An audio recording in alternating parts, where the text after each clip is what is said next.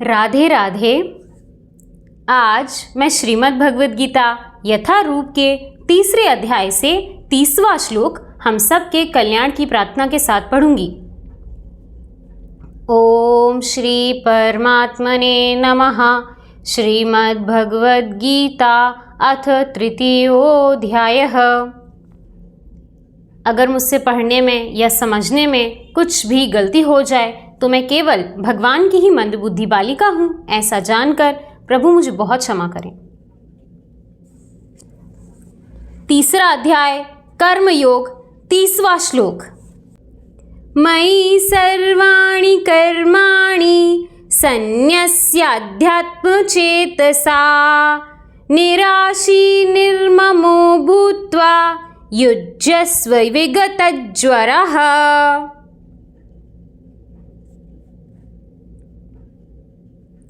अतः हे अर्जुन, अपने सारे कार्यों को मुझ में समर्पित करके मेरे पूर्ण ज्ञान से युक्त होकर लाभ की आकांक्षा से रहित, स्वामित्व के किसी दावे के बिना तथा आलस से रहित होकर युद्ध करो। तात्पर्य: यह श्लोक भगवद गीता के प्रयोजन को स्पष्टतया इंगित करने वाला है।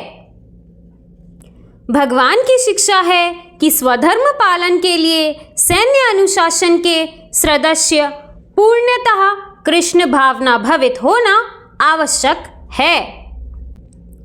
ऐसे आदेश से कुछ कठिनाई उपस्थित हो सकती है, फिर भी श्री कृष्ण के आश्रित होकर स्वधर्म का पालन करना ही चाहिए, क्योंकि यह जीव की स्वाभाविक स्थिति है।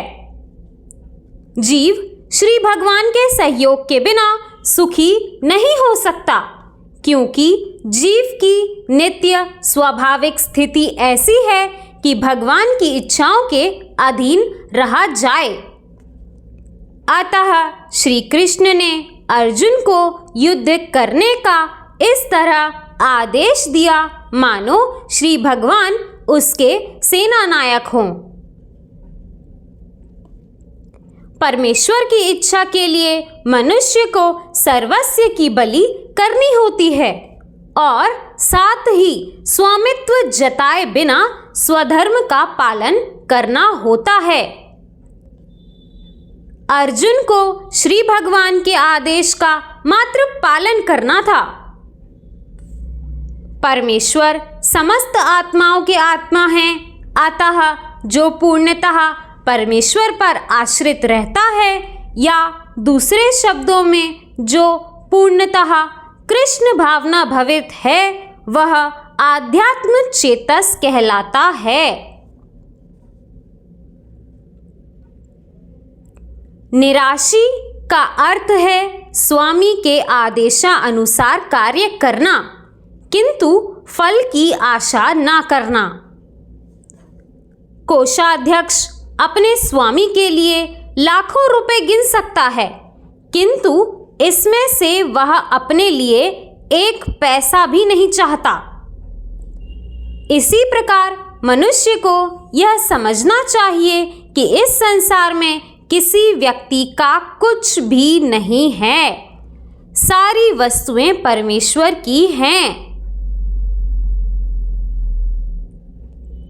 मई अर्थात मुझमें का वास्तविक तात्पर्य यही है, और जब मनुष्य इस प्रकार से कृष्ण भावनामृत में कार्य करता है तो वह किसी वस्तु पर अपने स्वामित्व का दावा नहीं करता।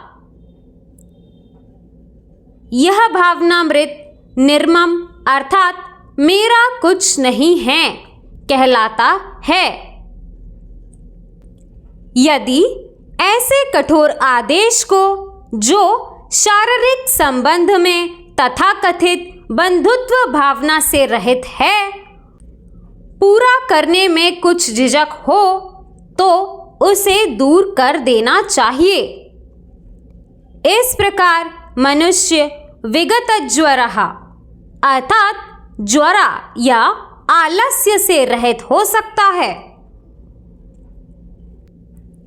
अपने गुण तथा स्थिति के अनुसार प्रत्येक व्यक्ति को विशेष प्रकार का कार्य करना होता है और ऐसे कर्तव्यों का पालन कृष्ण भावना भवित होकर किया जा सकता है।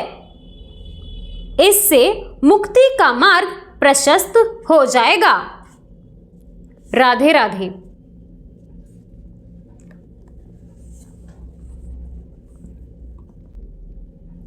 दोस्तों, इस श्लोक में भगवान कहते हैं कि सभी कर्मों को मुझे समर्पित कर दो, ज्ञान से युक्त होकर, बिना लालच के, अहंकार से मुक्त होकर और आलस रहित होकर युद्ध करो।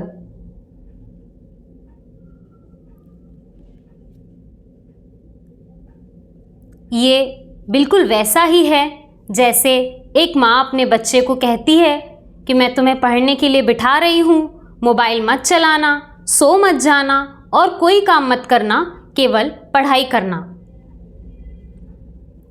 जिस प्रकार एक माँ को अपने बच्चे के बारे में सब कुछ पता होता है कि बच्चा कहाँ कहाँ भटक जाता है, पढ़ाई की जगह और क्या क्या करने लगता है, बिल्कुल उसी प्रकार भगवान को हमारे बारे में सब कुछ पता है।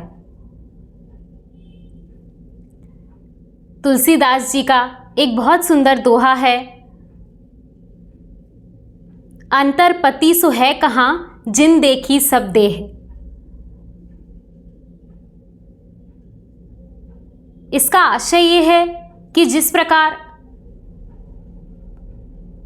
सांसारिक व्यक्ति से, जिससे भी आप शरीर से संबंध बनाते हैं, उससे आपके शरीर के बारे में सब पता होता है, बिल्कुल उसी प्रकार जो हमारे प्राणपति हैं, जो हमारे हृदय में वास करते हैं, उन्हें सब कुछ पता है कि हम कहाँ कहाँ गलत चीज़ों में लग जाते हैं। या तो किसी कार्य को लोभ की इच्छा से करते हैं, अगर कार्य संपन्न हो गया तो अहंकार युक्त हो जाते हैं, और अगर कुछ भी नहीं करते तो आराम से आलस में बैठे रहते हैं। बस ये तीन ही स्थिति होती है हमारी किसी भी कार्य को लेकर।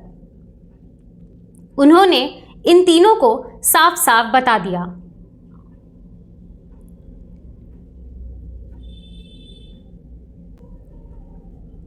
दोस्तों, हमारे स्वामी जी ने तात्पर्य में बहुत सुंदर उदाहरण बताया है कि जिस प्रकार एक कोषाध्यक्ष लाखों रुपए की गिनती कर लेता है अपने स्वामी के लिए, उनमें से वो एक पैसा भी अपना नहीं मानता, बिल्कुल इसी प्रकार इस संसार में जो भी हमें प्राप्त है, जो भी चीज़ें हमें दी जा रही हैं, वो यही मानकर चलना है कि ये इसमें से हमारा कुछ नहीं है और ये हमें केवल सेवा के काम के लिए दी जा रही हैं।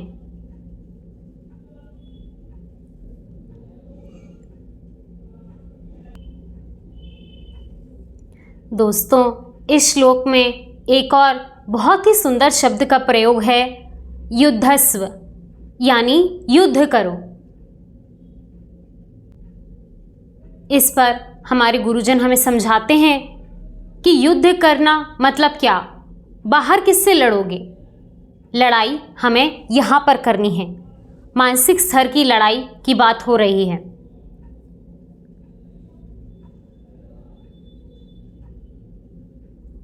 कौरव और पांडव सब यहाँ पर ही हैं, हमारे अपने दिमाग में, अपने मन में।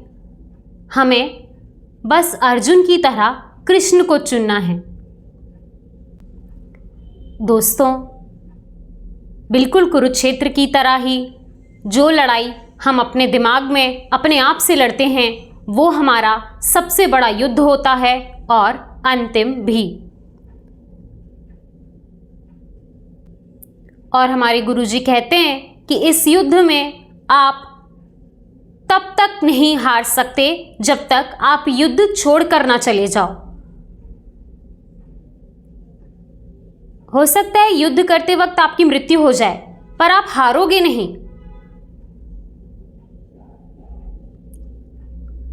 हमारा सबसे बड़ा शत्रु हमारा अपना अहंकार है।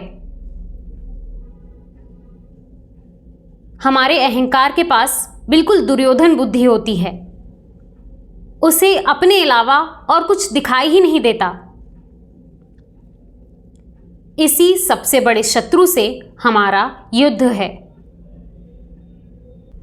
और जब तक हम इस शरीर में हैं, हमें अपने इस अहंकार रूपी शत्रु को लगातार हराते ही रहना है और अपने सभी कर्मों को बिल्कुल निराशी निर्ममो भूत्वा, यानी बिना किसी आशा के, बिना किसी मोह के, बस अपने भगवान को समर्पित करने के लिए करते ही रहना है। और हमारे इस अहंकार के भाव को हटाने और अपने आप को ही सब कुछ मान लेना, स्वामित्व के भाव को मिटाने के लिए हमें ज्ञान की ज़रूरत होगी। जब हमें ये पूर्ण ज्ञान होगा कि भगवान ही सब कुछ हैं और यहाँ सारे कर्म उन्हीं के लिए किए जा रहे हैं, तभी हम अपने इस अहंकारी मन को हरा सकेंगे। इस पर एक बहुत सुंदर लाइन है, मलमल धोए शरीर को धोए न मल का मैल, नहाए गंगा गोमती रहे बैल के बैल। इसमें कहा गया है कि हम अपने शरीर को बाहर से धोने और चमकाने में लगे रहते हैं, परंतु जब तक हमारे इस कलुषित मन को हम साफ नहीं करते, तब तक कितनी भी पवित्र नदियों से नहा लें, हमारा मन अगर गंदा है तो हमारे कर्म भी सही नहीं हो सकेंगे। मन को शुद्ध करना और खुद को सुधारना ही एकमात्र उपाय है।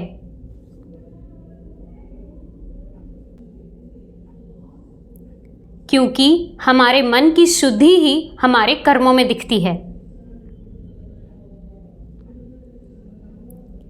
इसी प्रकार भगवान की कृपा हम सब पर बनी रहे।